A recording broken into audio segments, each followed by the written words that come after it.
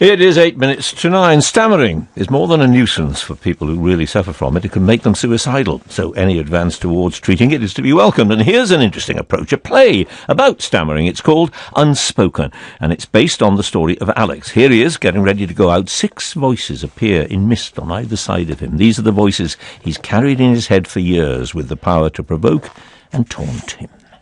Hey, look! It's that kid that stammers. You mean stutters? Same thing. Stammers.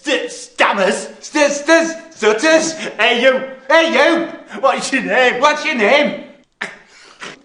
Alexander. Alexander? What's your second name?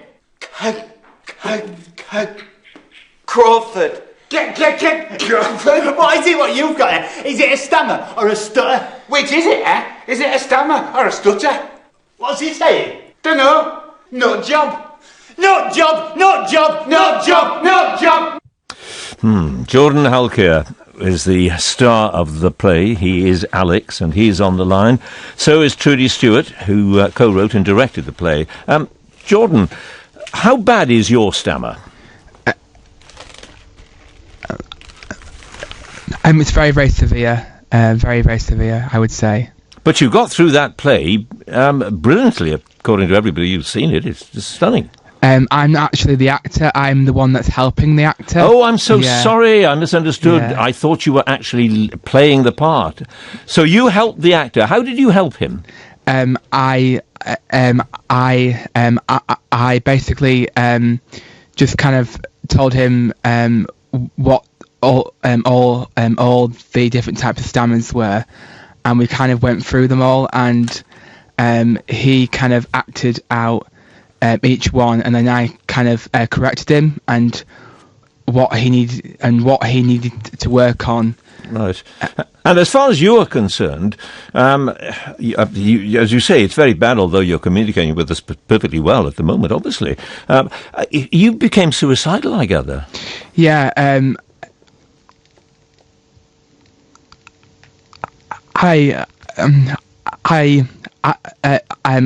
I think it was because of the fact that I was very, very depressed, and that kind of manifested itself into suicidal thoughts, and I basically just locked myself away. I was scared to go outside. I wouldn't even answer the front door, and I was terrified to even get on buses. So. Completely, yeah, debilitated, absolutely. Trudy Stewart, you not only wrote the play and all that, but you worked as a speech therapist yourself for 35 years. For the most obvious question of all, can stammers be cured? Morning, John.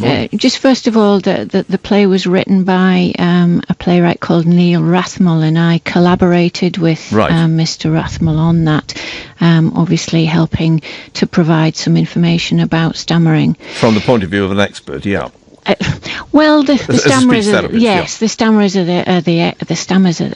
are the experts. Sure, but you are a speech therapist. I am, yes. And people come to you for help, presumably. What help can you give? Well, each individual person has a different stammer. There isn't kind of a one-size-fits-all in terms of therapy. So it would be important to assess each person and discover what kind of stammer they had, where they felt the tension or the physical aspects of it, and also explore the psychological aspects that Jordan has illustrated that he carries. Indeed. And can go back to my original question, if we may. Can people be cured? Or can some people be cured? I think you can talk about a cure in terms of children. If you're able to identify the issues early on, then you can do an enormous amount with younger children. I think when you get to be an adult, it's much more difficult because you've developed a lot of, as we've just said, psychological issues that can compromise and compound the problem. Do you think that we as a society are becoming more understanding about it, more tolerant perhaps? Do we allow for the fact that it is a disability and we simply have to cope with it ourselves? Do you know, John, in this day and age, I'm so surprised about how we react to stammering. I think we do have understandings about disability in terms of mobility or deafness or blindness, but when it comes to stammering, the questions I get asked, people just don't know how to respond. They'll say, well, do I look at the person? Do I not look? Do I fill in the words for them? Do I ask them to write it down? People just don't know. So we're hoping that this play will go some way towards helping people understand some of the issues that people face. Right, and I've read that you had a particular patient who'd been covering up his stammering for 25 years. I was intrigued how he could do that. When Mr. Rathmell and I first started writing, this was one of the stories that I told him.